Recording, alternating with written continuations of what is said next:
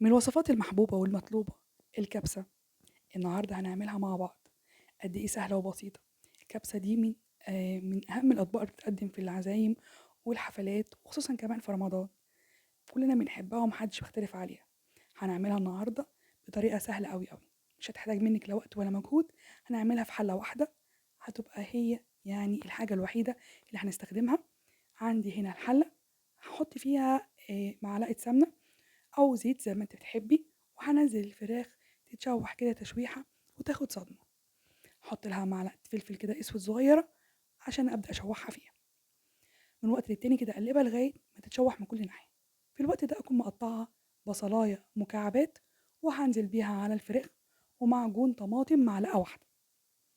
تمام. هنا بقى ابدأ اقلب كده كله كويس مع بعضه، واحضر التوابل بتاعتي. أول تابل هنزله طبعا المستكة والحبهان والقراورة مطحونين، وبعد كده توابل الكبسة وتوابل الفراخ، وهنا كمان شوية قرفة علشان الريحة والطعم. هقلب ده كله مع بعضه، وهنزل لهم جزراية مبشورة، وكمان عندي طماطميتين متقطعين مكعبات. كل ده هقلبهم مع بعضيهم كده، واكون محضره الميه السخنه بتاعتي وانزل بيها على الفراخ. انا ما حطيتش ملح دلوقتي، يمكن عشان الفراخ عندي كبيره شويه. لكن لو الفراخ عندك حجمها صغير ممكن تحطي الملح مع باقي التوابل. هنا حطيت الملح واسيبها تغلي كمان غلوتين، وبعد كده هشيل الفراخ احطهم تحت الشوايه عشان ياخدوا لون حلو.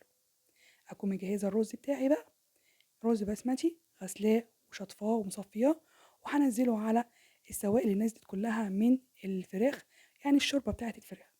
لو محتاجه شويه ميه ازود الميه، علشان انتوا عارفين الرز البسمتي بياخد ميه ازيد من الرز البلدي. هسويه التسويه العاديه خالص. اول ما يتشرب احط عليه، وهبدا ان انا اول ما يستوي ويبقى كده جميل ومفلفل اغرفه. والفراخ بتاعتي كمان خلاص خرجت من الفرن وشها احمر وجميل. هنزلها فوق الرز، وهديها بس رشه بقدونس على الوش كده علشان خاطر يعني تكسر لي اللون. قد ايه بسيطه وجميله وشهيه جدا. يا رب تعجبك الوصفه وتجربيها. واذا عجبتك الوصفه يا ريت تشتركي معايا في القناه وتفعلي الجرس، وما نسيش تعملي لايك وشير. واشوفك ان شاء الله في فيديوهات تانية كتير باذن الله. باي باي.